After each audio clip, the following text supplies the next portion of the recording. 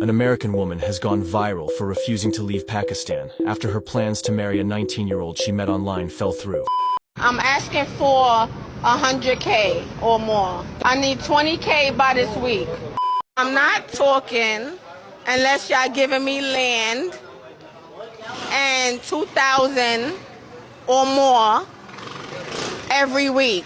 Hello everyone, I'm SP and I told you I'd take requests. This one comes straight from my boyfriend who has interesting taste, so let's just say it's going to be a wild episode. Love is in the air, folks. Valentine's Day is my favorite holiday, and I figured what better way to cover the holiday than to go over something that's so wild and unhinged that it makes 90 Day Fiancé look like a documentary on stable relationships. Enter Onijah Andrew Robinson. She traveled halfway across the world to Pakistan to meet some 19-year-old to marry him.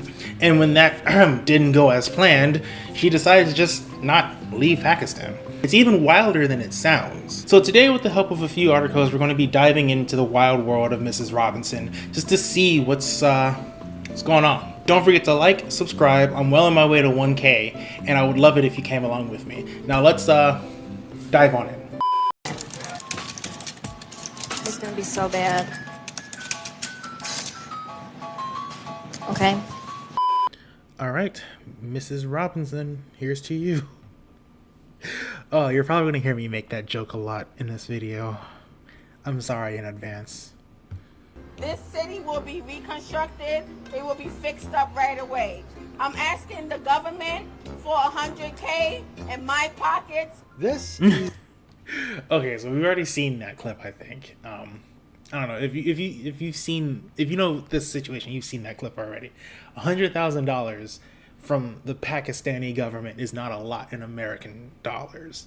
I'm just saying, but that's fine. Talking about fixing up the neighborhood and everything. I mean, that's nice of her. She wants to fix up the neighborhood, so.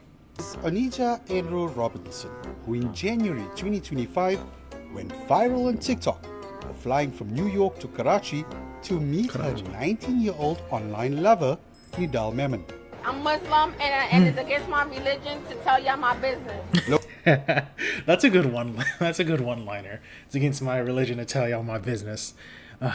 Okay, so the whole moving from New York to Karachi, I'm gonna say it like that because that's how the guy said it. To Karachi to marry a 19-year-old is very. How do I put? There's a joke in there about romance scammers, but like she went over there. So I guess it's not a romance scam. It was the family that got in the way of everything. Local reports say Memon claimed he had been catfished by the New Yorker. Oh, that's even worse. 33-year-old Robinson wasn't the woman she allegedly pretended to be in pictures she sent him online. Despite being called out, Robinson was adamant about marrying Nidal and went to his house, which was locked. Okay, I didn't know that much that she had catfished him. That's terrible. Aww. And then she's camping out at his house and everything. That's funny. So she began wandering around the neighborhood until police arranged for an NGO to give her shelter. She went viral after she made ludicrous claims in her interviews with local media. Make sure y'all get this on your camera. I'm married to Nidal Hamid. I'm Onijah Hamid. We are moving to Dubai very soon. We're gonna have our baby in Dubai. Her son Okay. So she's saying she's married to the guy and she's going to have his baby in Dubai. That kind of rhymes. But like, is she pregnant? Is she pregnant by somebody else? That's crazy. reportedly said she had been diagnosed with bipolar disorder. You talk too much. That's it. Yes, that's it. Yes, I'm saying. Listen, you talk too much. Despite being labeled a catfish, it didn't stop some Pakistani men from proposing. Well, that's The story nice. even inspired some online skits. Yeah. I need land. Reports say Robinson is finally returning home without Nidal or any other suitors. I mean, it's nice that other people were like proposing to her. I guess I don't know, but I mean, if she has bipolar disorder, she needs she needs help. That's what she needs help, not a husband. This is good. This is food is good. Pakistani people is good. Yeah. Our country is very good. I love y'all. That's wholesome. And she's enjoying herself and having some good food. That's wholesome. Okay, that's wholesome. This isn't as crazy as people are making it out to. Well, the demands for money is kind of crazy. I don't know. Okay, so I also saw an article from The Root. I have interesting opinions of that newspaper, but we're gonna go check that out. So we'll be right back. Okay, here we are with The Root. Sorry, I'm having a drink. Oh, this movie. Why the internet adores the black NY woman who has taken over Pakistan. She kind of has taken over Pakistan. People coming to marry her, people offering her free food and stuff, and people making skits of her. Sorry, my bunny is going a little crazy in the background. So, Onijah Robinson is now viral worldwide for her bodacious demands and hilarious attitude. I think her attitude is a little hilarious. It's a little infectious. It's a little infectious.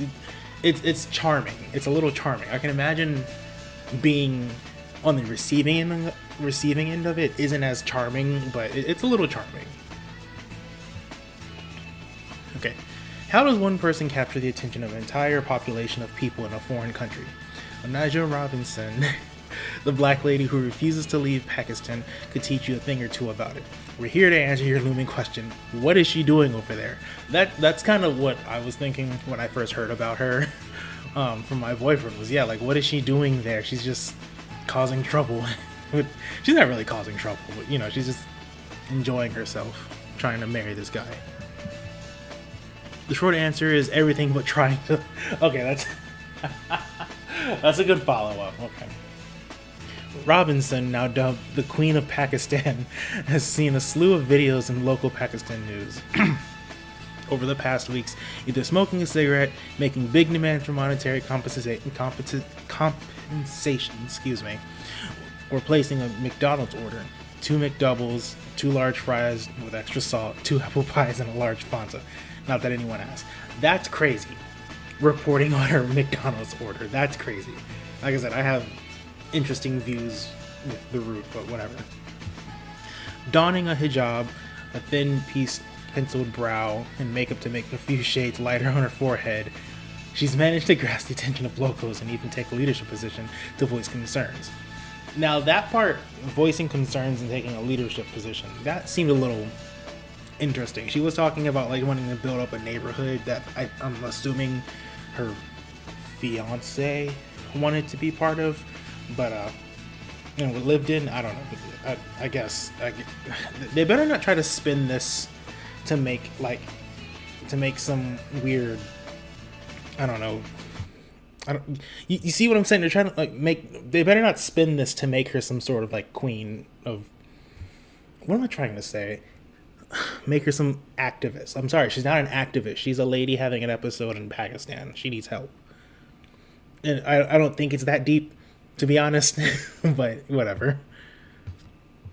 In one video she's seen on 92 Digital News talking to a woman who appears to be an employee of a hotel. Robinson made it a demand for the hotel to be shut down altogether, seemingly denying her room. She then suggested the employee should be paid $50,000 a week for 2 months. What? She's got a thing for this monthly, weekly allowance. Yeah, she really does. In one press conference, she demanded the government pay her $100,000 or more and $20,000 by the end of the week in cash, and promises to fix up the place. Like, what does that mean, fix up the place? I don't know. I'm sure we can assume what that means. Also consider that Robinson has been delivering her messages in the most raw, I don't give a fuck New York cadence you could think of. I agree. It's very raw, very New Yorker. The government is trying to fix up these buildings, fix up these buildings, fix up these streets, and clean up these streets. It's ridiculous out here. I do not like it, she said. Pakistan is in need of new buses, new cabs, new cars. Pakistan needs to be reconstructed. I've never been to Pakistan. I can't really speak on that. I'm not going to. Now, where was I? Mrs. Robinson. Then added in a press conference that she was married to Nidal Ahmad, the guy that she said she was trying to marry, the 19-year-old. The two of them are moving to Dubai. And asked who her family was, she replied, "I'm Muslim, it's against my business. It's against my religion to tell y'all my business." That's a good line. That's a pretty good line. Well, here's the business. The Express Tribune reported she fell in love with Ahmed, who is, okay, blah, blah, blah.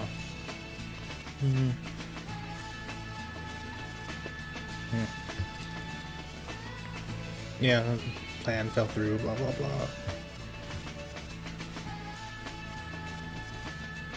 After the press conference, every local reporter wanted to interview her to get the deets on her life. However, her response to inquiries was that she wouldn't even talk unless they had an allowance. She wouldn't talk unless they had given land or an allowance of 20,000. God, I can't get with these numbers right now. 2,000 a week. Also crazy. Also, like, a week for how long? That's another thing. Like, she's for a one-time interview. 2,000 a week for how long? Whatever. As ridiculous as the whole ordeal seems, the internet is loving it. There's a TikTok right there, yeah. The way a New Yorker can hustle needs to be studied, and this is unmatched, wrote one TikTok. That's kind of funny. Pakistan is the 5th most populous country in the world and has a population of 240 million people. Do you understand how insane it is that this one random black woman has popped up and managed to turn the entire country upside down? I'm sorry, I stand Black history. Honestly, the black lady in Pakistan was the internet. Alright, that's enough of that. So, was she asking for 100,000 US dollars or rupees? Because 100,000 Pakistani rupees is like, I did the math, it's like $360. It's not even enough to cover her airfare back home, which I do hope she makes it back home. She apparently ended up in Dubai, and now she's on her way home. We'll see. I don't know. Either way, I know this video was pretty tongue-in-cheek.